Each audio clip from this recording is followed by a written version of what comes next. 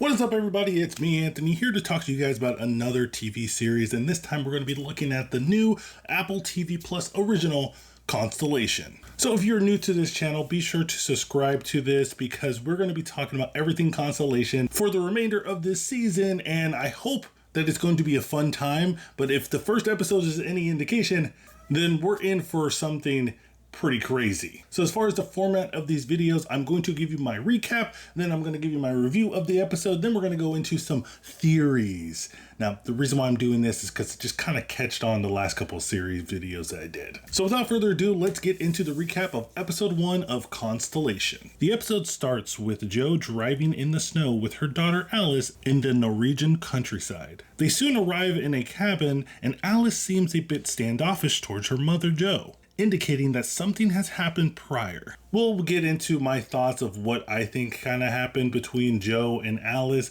in the theory section, so stay tuned for that. Jo then hears something outside of the cabin. She grabs a lantern and goes out to investigate the sound. Outside of the cabin, she hears a young girl's voice cry out, "Mommy."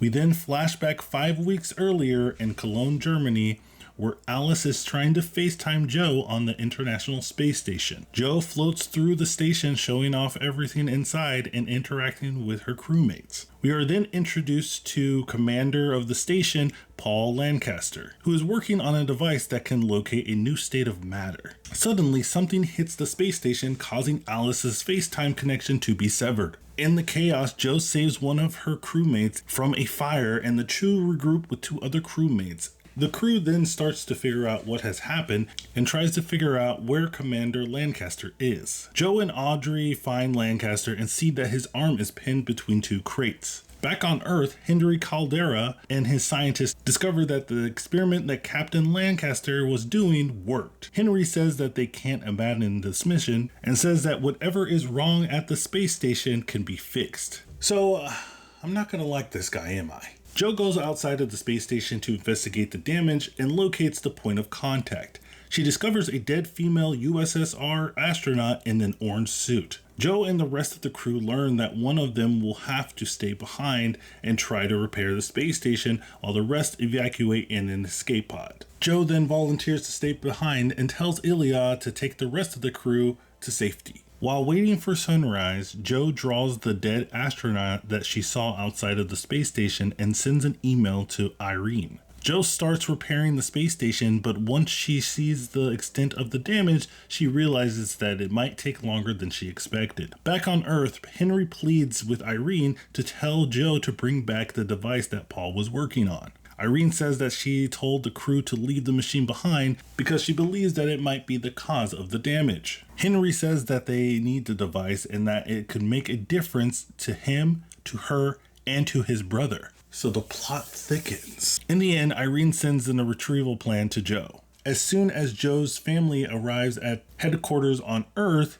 her signal between the Earth and the space station becomes severed. The lights in the space station start to turn off, and Jo hurries to try to repair the damage. Jo then hears a knocking sound in the distance and goes to investigate. During her investigation, she sees a hallway with a cabinet at the end of it. And as she gets closer, she sees that Alice's bracelet is hanging off a latch. When she goes to grab it, she is suddenly back at the space station and all the lights start to turn back on. This event is short-lived as Jo hears a girl scream "Mama" once again and is back to where we first saw her walking in the snowstorm somewhere in Norway. Jo eventually makes her way back to the cabin, but everything around her starts to slow down as if time and space itself were being altered. Jo enters the cabin and sees that it looks like it's been abandoned for quite a while. She continues to follow the banging sound and eventually sees the same cabinet that she saw when she was on the space station with Alice's necklace on the latch. Jo opens the cabinet and sees Alice inside, and Alice asks her where she has been. And the look on Jo's face is that of utter confusion. And that is the end of the first episode, and we got a lengthy episode for this one. It's like over an hour, and we get a lot of information packed into here. And I like when shows do that. They give us like a really big episode so we can get a whole bunch of information that we can talk about and latch to and make theories of and make content on YouTube for.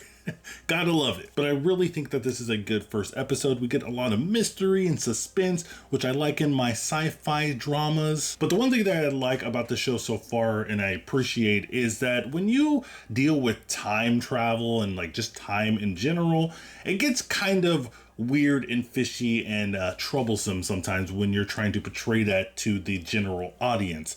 And I know this is a premium service, which is Apple TV Plus, so you have to subscribe to this to see this show. But I think ultimately Apple wants, a lot of people to see this. So when you're making shows that deal with time, it might be a little bit hard to digest for some people. And, if you're like me, and some stuff that you're watching in the show does go over your head, then it might be a little bit concerning. But I will say that even for somebody like me, I did find myself being able to understand a little bit what was going on and wanting to know more about this story going forward. Also, shout out to Alice's dad for not sugarcoating things and actually telling the truth of what is going on with the situation with her mom and everything. We don't get that a lot in TV shows or movies of parents actually telling kids the truth, because if you just do that, it might make things easier in the long run. But of course, as always, let me know what you think of the first episode in the comments down below. Did you like this episode? Did you hate this episode? Let me know. But now we're going to get down to the theories section of this episode, and whoa boy, guys. Well, boy, indeed. We got a lot of stuff to talk about and a lot of theories that I'm going to be throwing out. And they're probably all going to be wrong, but that's the fun thing about these kind of shows is we just make some theories and, we talk about them in the comments. So the first thing I want to talk about is the beginning of the episode. It kind of looks like Joe has kidnapped Alice just by Alice's face and demeanor and the way that she's kind of standoffish between her and her mother. It looks like Joe has taken Alice and gone to the secluded place in Norway. There's a scene in this episode where Alice even asks, is Dad going to join us? And Joe kind of looks at her like, shifty eyes, kind of like, I don't know about that. So I'm interested to see if that is the case. I'm pretty sure they're leaning towards that she kidnapped the kid. She wants to keep the kid safe, something very common like that. Now, the other thing that I picked up on is the voice recording that Alice is listening to in the car in the beginning of the episode.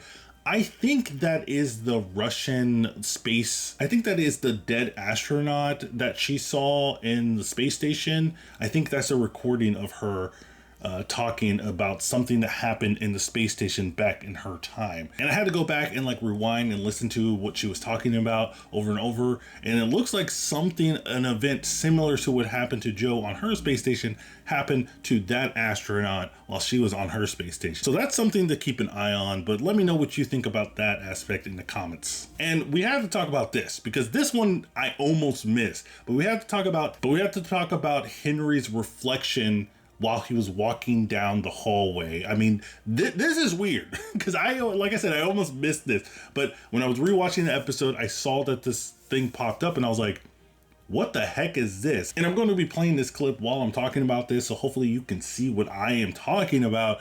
But there's some weird stuff going on. It looks like his reflection is like him, but it's in a different reality maybe, and it's looking at him like, dude, you done messed up.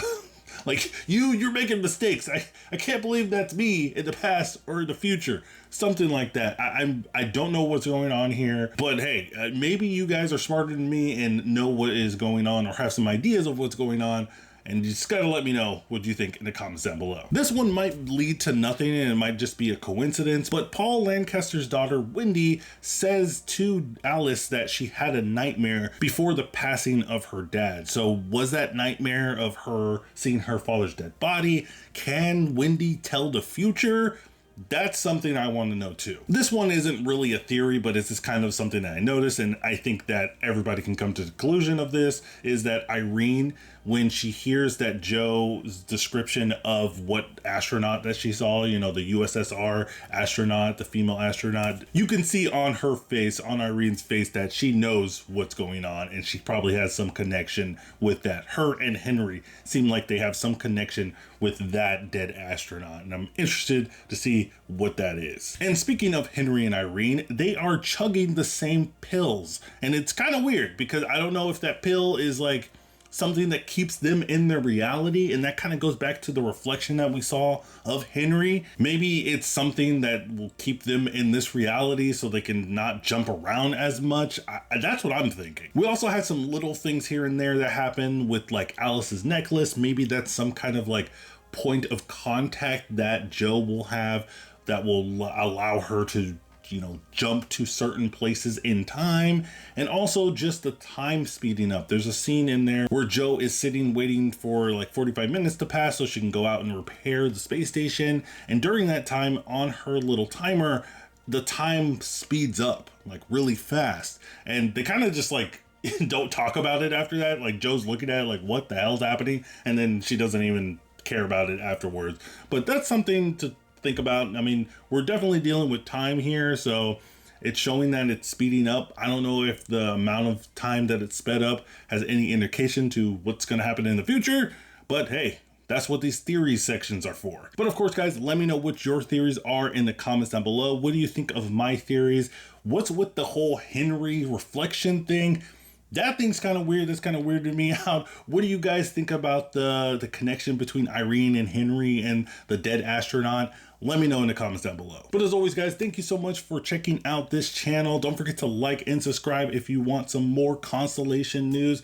I'm going to be talking about the second episode tomorrow. So if you want to know more about the second episode, be sure that you stay tuned to this channel. And like I said multiple times in this video, subscribe because we're on our way to 3,000 subscribers. Thank you again, guys, for all the support and love. And as always, guys, keep watching.